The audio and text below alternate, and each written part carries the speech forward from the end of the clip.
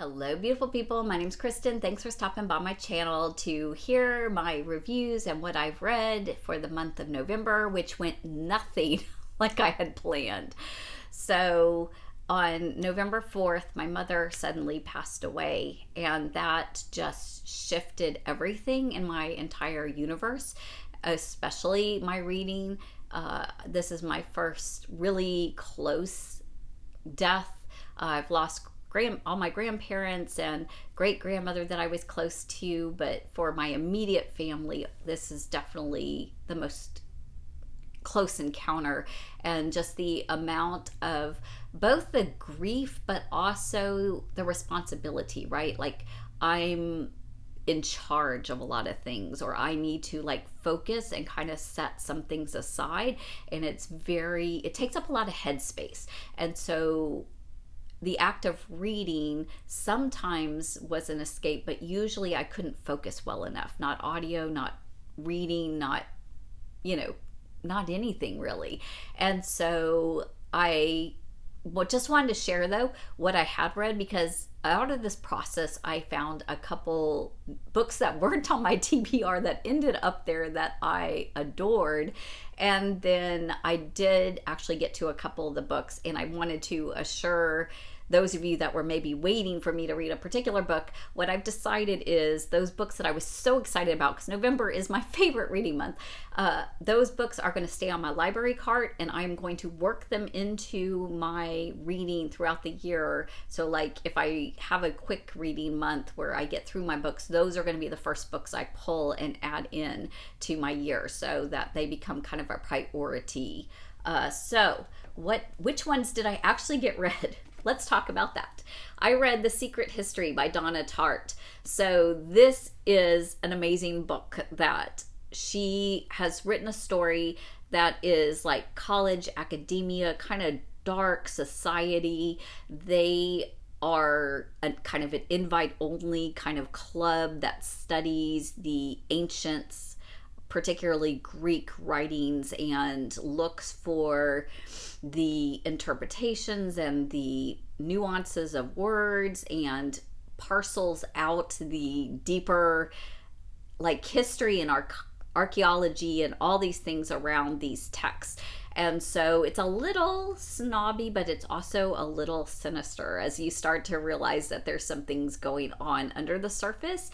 And I don't want to say too much to give away. It's not particularly a huge chunky book, but it is actually fairly long. I think it's about 500 pages. Yeah, about 550 pages. So it is worth the read. It was a mostly satisfying ending. There's some things that aren't kind of wrapped up in the way that I was hoping they would necessarily be wrapped up. But that's okay. Overall, I still think this is at least 4 stars, leaning towards 5 stars. I actually did enjoy this more than The Goldfinch. So if you liked The Goldfinch, I strongly recommend this book as a follow-up, or even as a place to start and see if you like her writing.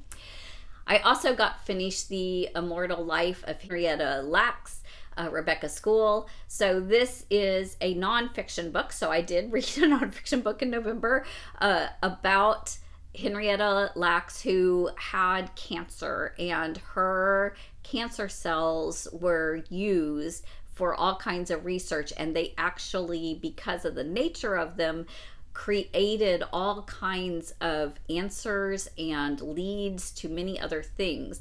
And so she knew obviously that she was being treated and that her cells were being taken, but she did not know or approve necessarily the extent of what was being done. And the big thing is the family themselves did not really receive any benefits or credit or anything connected to this. And a lot of it centers around the fact that she was a Black woman, and so there's this prejudice going on that they didn't really want this totally to be known, because there would be people that would be like, I don't know if I want a vaccine medicine research created because she's black, which does not make any sense in a humanitarian, we are all God's children kind of way. But unfortunately, at the time, that was a reality of what was going on. And so I really, really appreciated so many levels, because I have read other books about the brokenness of our healthcare system, and this just adds a whole nother layer of, racial tensions and corruption within an already really, really corrupt system. So this was really, really beautifully told. Lots and lots of deep dive interviews with her family, a true story, totally worth it. I think, let me know is there a documentary or a movie on this? Because I kind of think there is, and I would like to watch that if there is. So leave me a comment if you know that. But there should be if there's not. That's what I have to say about that. So along those lines, I participated in a Be the Bridge book club online, Zoom, with ladies and gentlemen across the country. This was talking about race. Issac Adams, he is a pastor, so it was a pastoral standpoint of how we and the church, we can talk about racial tensions in America. And then we would have discussions about what that means or how that plays out. And it's a diverse group of people that would also share their experiences within their churches, or what's working or what's not working, or just those kind of things. And this happened right around the election as well. So how do you deal also with keeping politics not the main focus as much as the rights of humanity and getting along and justice? So loved that book. If you're interested in that kind of thing, I can recommend that one. Now, 2 books that I started in November but haven't finished, but I will come back to them at some point. But because of what happened in my life, they just weren't really the right times to finish them. I started Wild by Cheryl Strayed, and this was at the top of my TBR stack when my mother passed. And I thought, how providential and perfect, because this is a nonfiction book about a woman who goes along the Pacific Crest Trail, really in response to losing her mother. And I thought, oh, I'm going to be like totally connected in or whatever. So I've read about half. But the deal is her response to grief was to fall apart completely. And she, like, to the point of heroin, sleeping around when she's a married woman and losing her marriage, what's left of her marriage, and punishing herself by doing this long trek that she's not trained or prepared to really do. And I'm hopeful that, she's written a bunch of books, and I'm only halfway through. So I have a lot of hope and faith that this is going to become a redemption story that's going to be beautiful and all of these things. And I do appreciate her grittiness and reality and heartfeltness. But for me, I just know from what little she has shared about the past with her relationship with her mom, that her mom would be very sad and not supportive of her doing these things that are damaging to herself. Like, her mother truly loved her.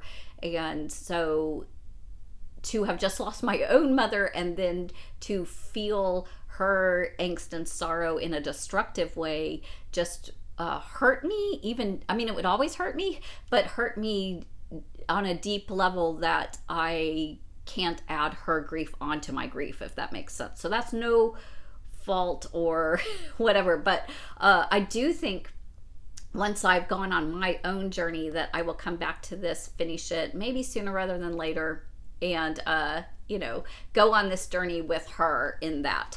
But that's where I was with that one. And then I was reading my presidential book, my Barack Obama, A Promised Land. I've not gotten too far into it, maybe a fourth of the way into this. It's a pretty chunker. It's almost 800 pages. So I don't even think he's been, I've been a fourth into it. I don't even think he's fully elected.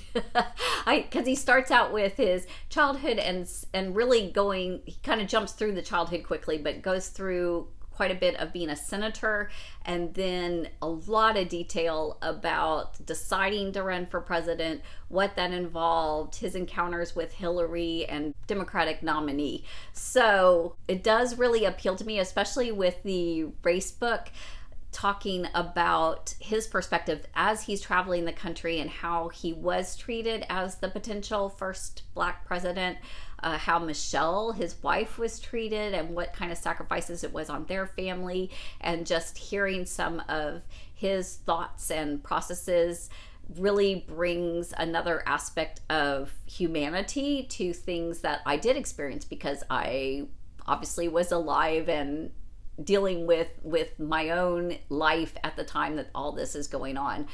So I will finish this one. It'll just take me a little bit longer than it normally does. So there were 2 books that I added that I didn't tell y'all I was going to read, that I ended up reading because predominantly I had found on sale versions of audio that I could listen to them as well as read them. And I did a lot of driving and traveling and needed something more lighthearted than a lot of the nonfiction that I had picked out originally. So one of those is The Lost Bookshop by Evie Woods. This is a story that is one of those bookseller owned shops, loves the rare books, the mystery of books, the value of books, but there's an added element of there is a lost manuscript that they are looking for, that they believe, have reason to believe there was another Emily Bronte manuscript. And the extra element is that the bookshop that supposedly some of this correspondence talked about and was connected to doesn't exist at all. It starts out, the bookshop itself has disappeared. And so what happened? What's going on? How are people connected to this story? It flips back in time between several main characters. It's pretty fun and lighthearted, and it was a great thing just to have that kind of escape story without being too emotional or too heavy. It's important topics, but and meaning of life kind of philosophy, but it's not a heavy, harsh kind of reality read. And then along that line, 5 stars, love it, love it, love it.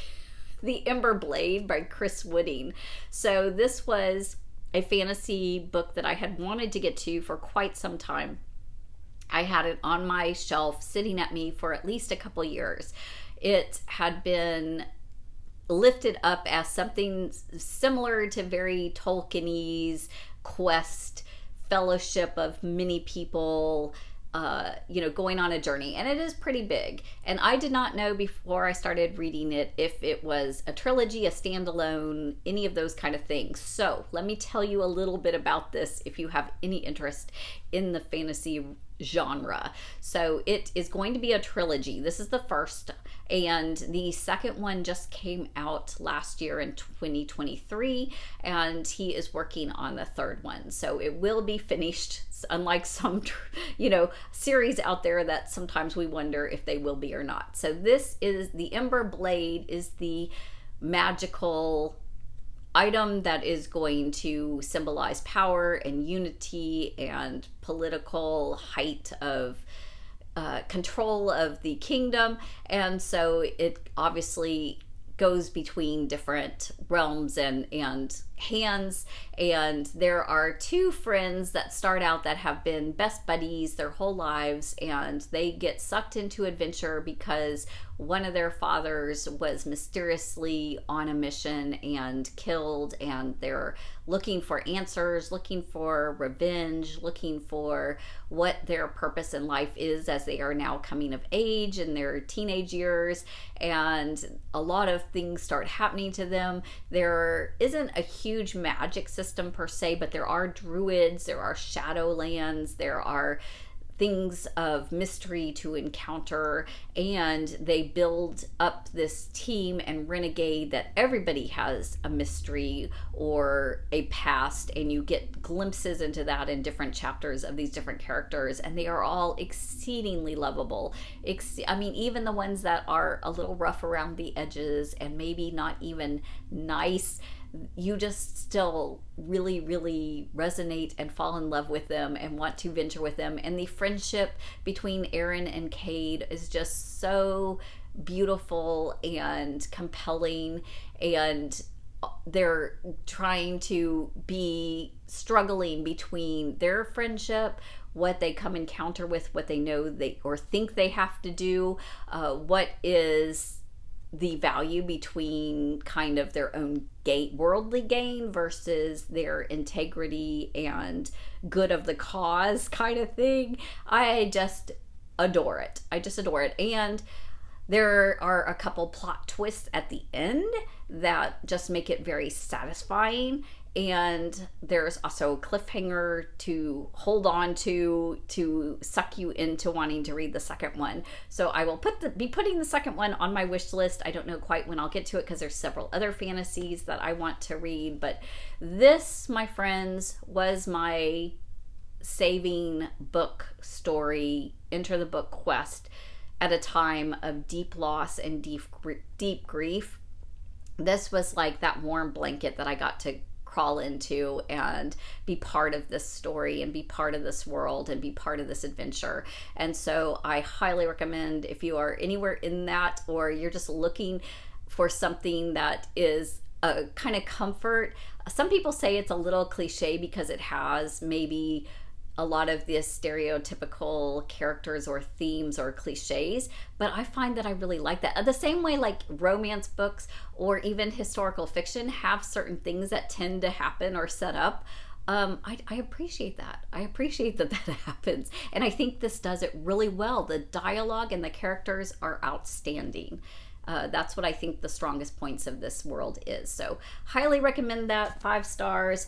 Put it on your TBR, check it into list. What have you been reading? What was your favorite book in November? Hope that you are just blessed by whatever you're led to read. I just love how books sometimes find us and choose us, that they become the right thing that we need at that right time, even if they weren't on our TBR. If you're like me and you like having a set plan and your plan gets blown to smithereens, and all of a sudden, you think there's one book that's going to be the right thing, and then another one comes in and gives you a hug. So what books have hugged you lately? Hope that you find one. If not, and I will talk to you soon. Take care now. Happy reading, y'all.